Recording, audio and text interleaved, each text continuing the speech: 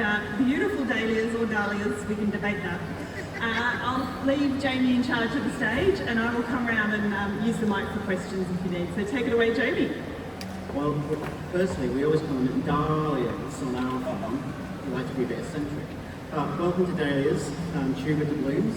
We decided to put a little presentation together about what happens with dahlias and trying to get gardeners back into loving them even more. They've certainly made a comeback in the last couple of years and I don't think that's going to change. The feedback we've just seen today, our own display in the back corner, is just been phenomenal, and dahlias are here to stay for a few more years. So if we're going to grow them, let's grow them well. So we asked our social media followers what we thought were some of the most pertinent things if they were starting out growing dahlias, what would they like to know? And we came up with the 5 P's to daily success.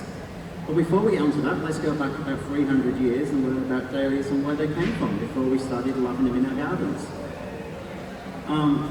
So first of all, I'm Jamie. We're from the Old Creamery, which is 2.5 hours away in Shepparton, or just above Shepparton.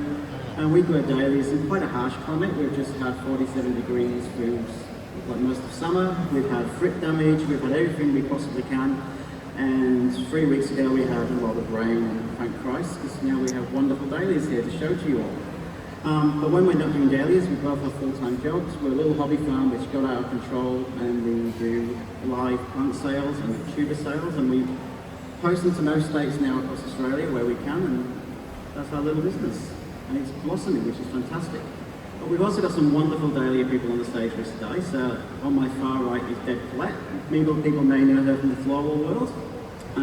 She's been a judge and an exhibitor for nearly 20 years, and does very well in that space, and we're very grateful she's come to help us today. We've also got Marlena. Marlena's been around dahlias probably for 3rd generational. Their family dahlia farm, the Highland Dahlias, is up in Mittagong in New South Wales, and has been a judge since she was a teenager, so knows lots about dahlias and how they should look in the perfect world, maybe not in a garden. So my version of a dahlia and Marlene's are very different, but we all have different ways to love the dahlia. And not the least, we have Pam. Pam is our president of the Victorian Dahlia Society, so we're wonderful to have her with us today.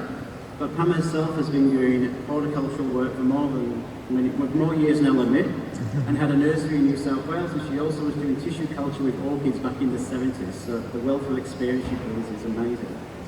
But like I said, let's go back 300 years. 1525, dahlias grew in Mexico, where they're from natively, and they were traditionally like a water plant. As you can, anyone who's had dahlias, they have long tubes and they're hollow, and they use them for daily irrigation. So that was their traditional use. They were rather boring and looked like a single dahlia. And the other kind of main species around were the tree dahlia. So all of the dahlias we see today and love and admire all came from those 2 simple forms, pretty much, interbred. Then they found out that they could use them for medical purposes. So they were low in GI, which meant for a while they used them for early diabetes treatment. They kind of went out of favour because they don't taste very nice, and you can eat them, but they kind of remind me of Grandma's boudoir. They also work really nice in a cake, but make sure you put plenty of icing on top. So after that, people found other ways to manage their diabetes, and they kind of forgot about them. And then the 1800s came along, and Queen Victoria and all this kind of reign, and people liked things. So we had Dahlia Mania, and you would struggle to believe in the 1840s, Stonehenge had its very own Dahlia festival. It ran for 3 years, which is why we've recreated a Stonehenge look today to bring that history forward.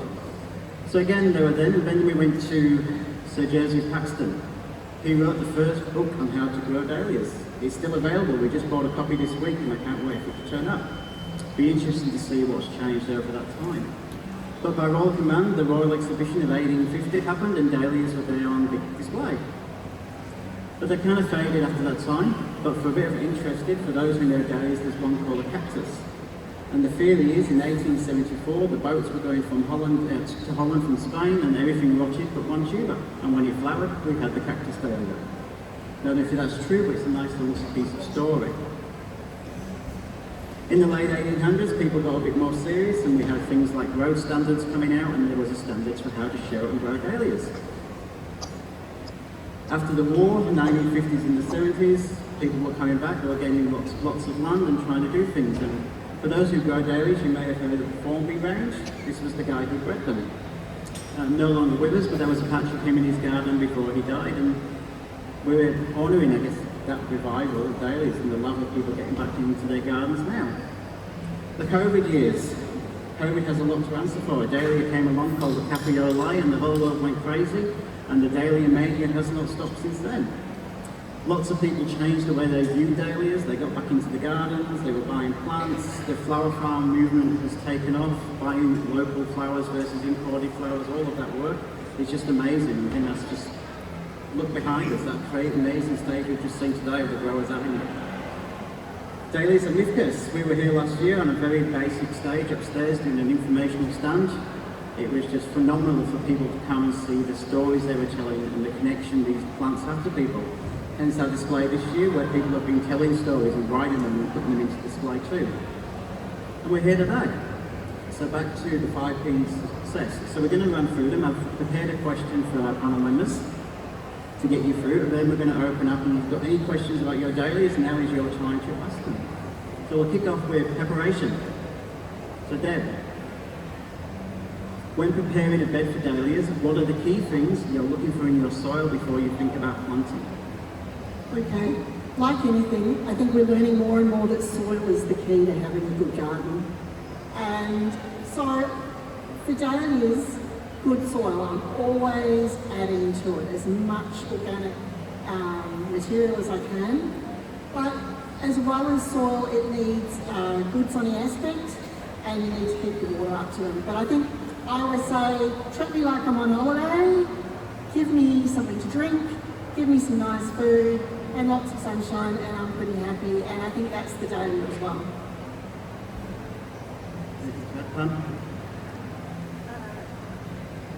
Sorry there, had a mind block.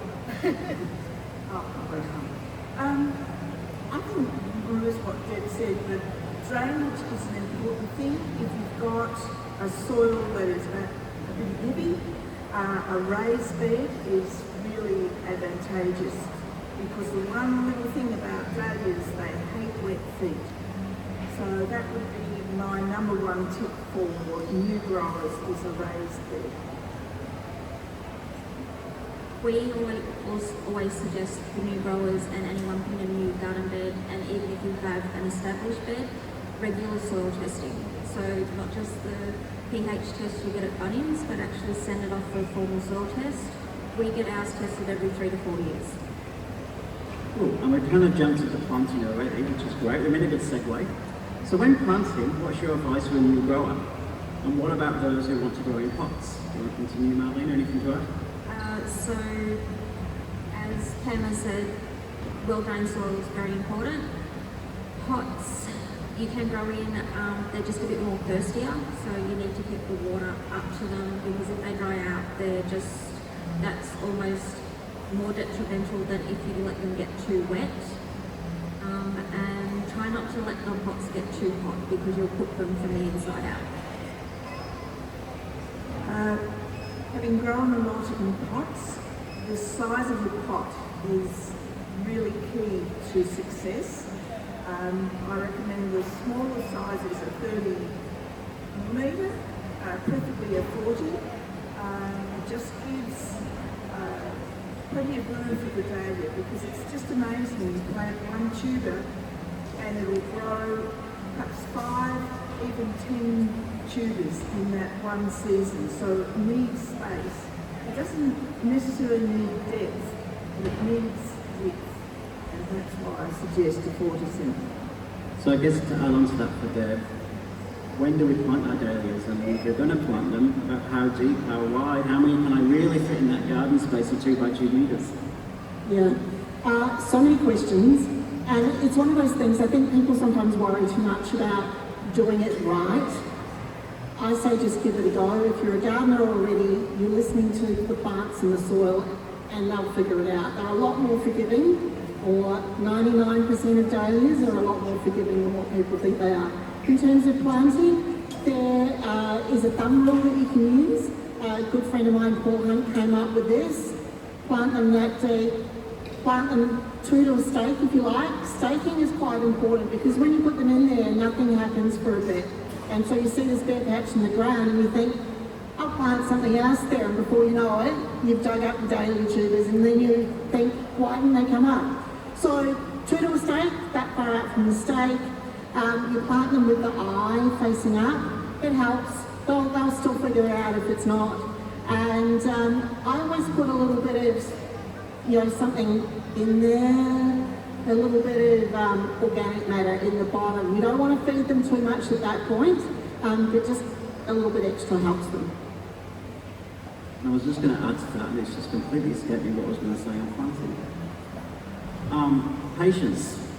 Because the one thing we see plenty on social media is I planted my dahlias, it's been a week, they're not up, what's happening? So I start going looking, and I put my finger in the soil, and then I do it again the week after, and the week after, and oops, I've just broken off the stem. I think it's important to know your tuber. It's got to be a nice, sound, firm tuber. And what happens, spring wakens them up. So come September, you start observing your tuber, and the tuber's made up of your base, which is the storage, then you have a neck, and then you have a crown.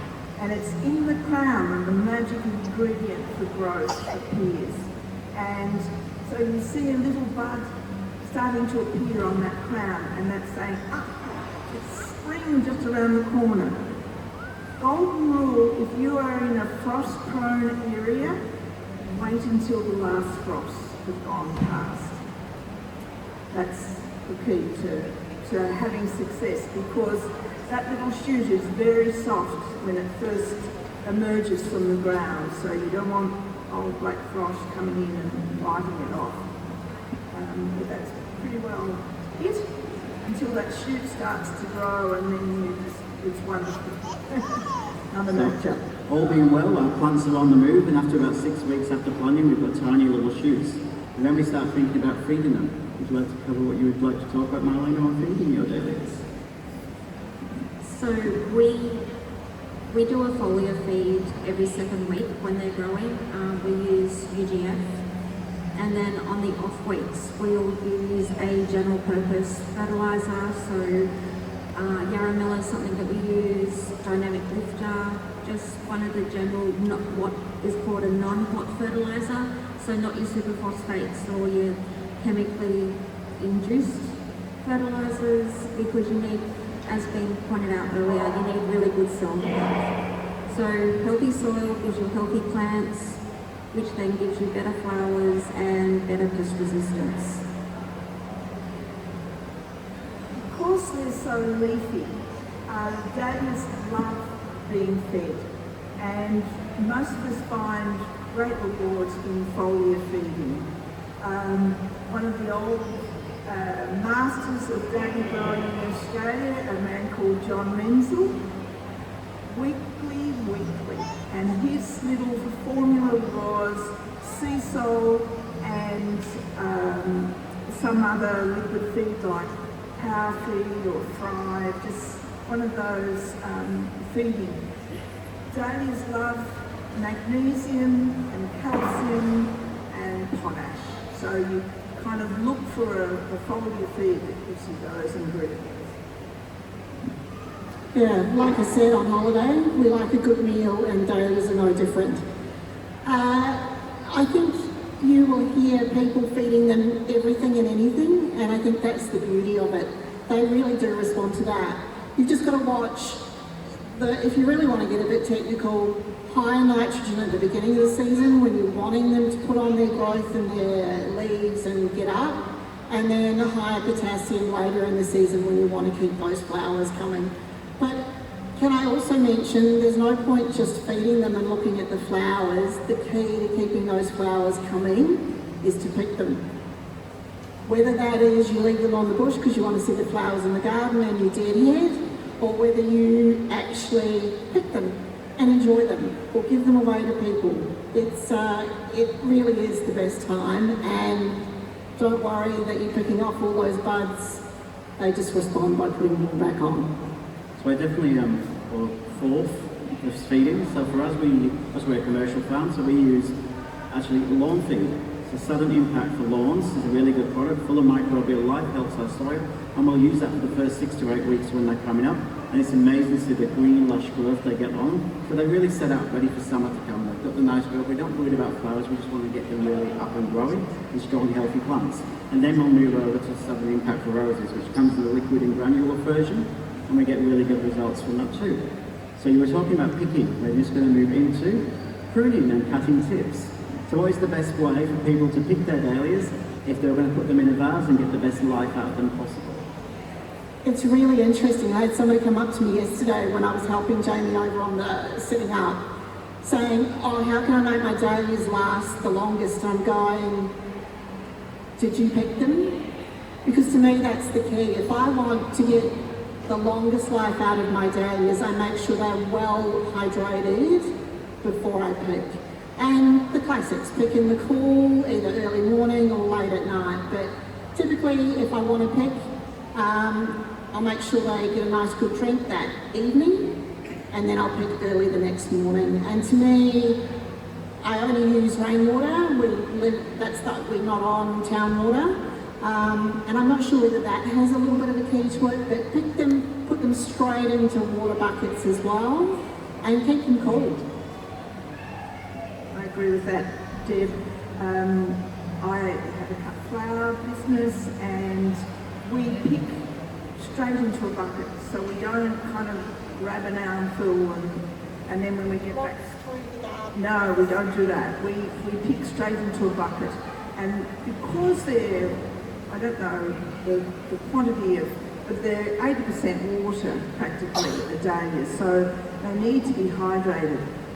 One of the old masters again suggested if your flowers are wilting, recut it, put it underwater and cut it, and that will give it more life. But traditionally, a dahlia is not a long-lasting flower. If you get 7 days from a dahlia, you're doing well. Some people perhaps put an aspro or some kind of tablet that keeps the water clean. So that's the other side to all of this. Change your water, but you can use different floral tablets that help keep that water clean as well. So Marlene, would you like to add about, I guess, when we pick our dahlias, because it's nice to go down the patch and we all have one bush, there might be 5 or 6 flowers on it. Which ones are we picking, which is going to give us that extra long vase life? So for cut flower use, which is what you're putting in your house, you probably want to pick them when they're about 75% of the way out, and you're going to get a longer vase life out of them. And as both Deb and Pam have said, well hydrated, so we pulse water on Highland Dahlias, so that means we give them a little bit of water very often. So in summer they can be on watering 6 times a day, but it's only for 2 or 3 minutes at a time. And Deb uses rainwater. We're lucky enough we've got a bore, so we can use bore water. But picking in the cool of the morning, well hydrated, straight into water, not in direct sunlight. So if you've got them in your house and you've got this big bay window or these big windows that gets lots of sun, try to put them in an area that's away from the sun, because that's going to sap the life out of them. And fresh water every day, every other day, fresh, clean, cool water. So as much as we all love dahlias, other things love them just as much as we do, and usually they're the ones we can't see or they're very small. So the pests, everyone's bugbear literally runs the pun. When we look at our dahlias, and we know lots of different pests like them, what are the main ones our growers should be looking out for? So a lot of people, you'll hear them say, I've got mite, I've got mite, I've got mite. So broad mite, will love dahlias, but again, broad mite like humidity. So if you've got a hot, dry heat, chances are it's not broad mite. If you've had hot westerly winds, it's western flower thrip. Thrip love dahlias as well because the petals are soft. Grasshoppers, they'll eat everything. Earwigs, snails, hibiscus beetles. Basically anything that wants to munch will eat a dahlia aphid. So, but if you can keep your plant healthy, you're going to have less pest pressure because, There's a lot of evidence showing that the health of our soil is a key to our healthy plant. And there's a lot of work being done with mycorrhiza and the biology of the soil. And people that are really investing in that kind of cultivation and practice are having great results with the plant actually having its own immune system. So I think we're all, as we develop as gardeners, we're all realising that we've got to work with nature and work with the world around us and look for these other things that can help us grow more healthily, and then we don't have to use the nasty. So look to using mycorrhiza and improving the biology. That helps. I think it also comes back in terms of pests. Yes, we've heard the long list, and it goes even longer than that. But it's observing your plants and seeing that there might be an issue, and don't ignore it. Because if you think there might be an issue, there probably is. So it's that thing of really observing your plants. If you see an infestation starting to happen, take prompt action. Because especially if you're growing all your dahlias together in a monoculture kind of thing, that's where pest populations explode. So I would say, if you think you've got a problem, if you think you've got a pest coming, try and deal with it then. Even if it means getting rid of that actual plant, because some of the pests can come in on the tubers. It's just how things happen. So if you see a problem, deal with it. Things like western flower threat, they'll be attracted to the blooms. So it's heartbreaking, but maybe go through and take all the blooms in your patch off, put them in a plastic bag, tie the lid on it, and dispose of it. And that just reduces that pest pressure. It gives them nowhere to, or no chance to breed in your patch. So prevention is often better than trying to figure out how to cure it. I think the only thing I would add, because I love pests and I love working with microbes and bugs, and I'm a bit of a geek really, but these Bags for Bugs is an amazing service. We're learning so much more now about predatory mites, predatory bugs, and in a healthy garden ecosystem, you've got them. If we see the first aphids are a typical advantage, we see aphids on our roses and we run to the garden shed and we pull out the first spray bottle we've got, and who knows what chemical we've got in there and what we're actually eradicating. And if you stop and wait, and they did an Instagram post and it was a lot longer, of nature will always come. And even I got to about 2.5 weeks and thought, there's nothing going to come for this rose, it's done for. And then the amount of life erupted on that. I don't know what half of the insects and things were, but there was parasitic wasps, there was baby lady beetles, there was the adult lady beetles, it was all this ecosystem, and within 3 days there was no aphids. So one of the big things we actually do on our farm is plant earlier in the season, before we know our dahlias, which are our money crop. We put in Elysium, we put buckwheat, we put nasturtiums in, all of these crops which insects also love, and they navigate to them. Particularly the buckwheat, that flowers very early in spring, and that will be covered in aphids, and you'll then see lady beetles will come along. And if they're eating that crop, my roses, my renants, my dahlias are not getting touched. And I'm a lazy farmer. I haven't got all day to be out there spraying, even though I wanted to spray, and I've got the whole army doing it for me. Can I just add to what you said? Sure. So a lot of people do a lot of natural ways, and working with nature. If you do decide that you want to go down the chemical route, make sure you know what you're treating. It's no point just going out and spraying. Figure out what your pest problem is first, because if you're spraying willy-nilly, you're going to form resistance. And also, we do spray. I'll be the first, we do spray, but we try to make sure what we're spraying is for the right thing. And we also always use a spreader oil to suffocate any eggs and nymphs coming through. But yeah, know what you're trying to treat before just going and trying to kill everything. So I guess at the end of all of that, and we finally got to the end of the season, and we've had, some of us never want to see a dahlia again, and it can get like that sometimes. We get to winter. So, what are our tips for the gardeners at the end of the season? And a very big age-old question, must I lift my tubers up? Go, Darlene. So, we don't dig our tubers until August. We let Mother Nature take care of them, we let them naturally die back. If your soil is free draining And in Australia, we're lucky. Our soils don't freeze. There's very few places in Australia where the soil freezes, so you don't need to dig them up. We recommend if you are going to winter them, leave them in there every 2 or 3 years. Just dig them up before you're ready to replant. If you're a bit scared of dividing them because you think you're going to kill them all, cut them into 2, 3, 4, you know, keep a couple for yourself, give some to your mates, you know, make sure they cure for half a day, a few hours, stick them back in the ground. But you don't have to dig, as long as your soil's free draining. Let Mother Nature take a couple out. The reason for lifting them, that many seasoned growers have discovered that to get the best vigour out of a tuber, it's best to single tuber. So that's one of the real reasons for lifting your clump each winter. I'm down at Pearsdale where the soil is sandy loam.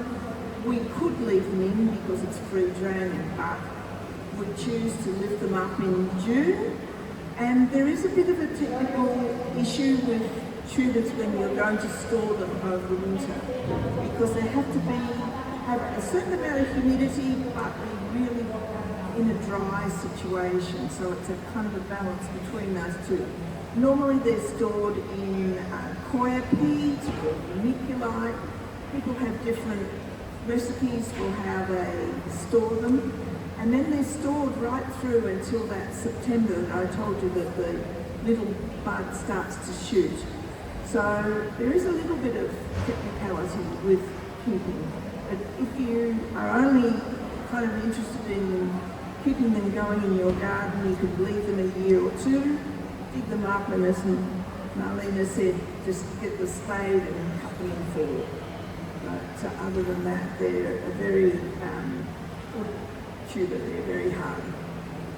Of course, if you've got something that you paid a considerable amount of money, that's what we call a unicorn. You might want to dig it up and preserve it, because sometimes unicorns have a habit of failing because they rot. So by digging it up, you're protecting it from that process. I think you've heard what I was saying, that there's always a couple of options, and often they can be the complete opposite in terms of digging and dividing and storing. But as Marlena said, in the ground, Mother Nature in Australia tends to do really good looking after of tubers. If you are digging and then lifting them, you then have to think about storing them, and that's how Pam said that there's lots of things you need to consider there.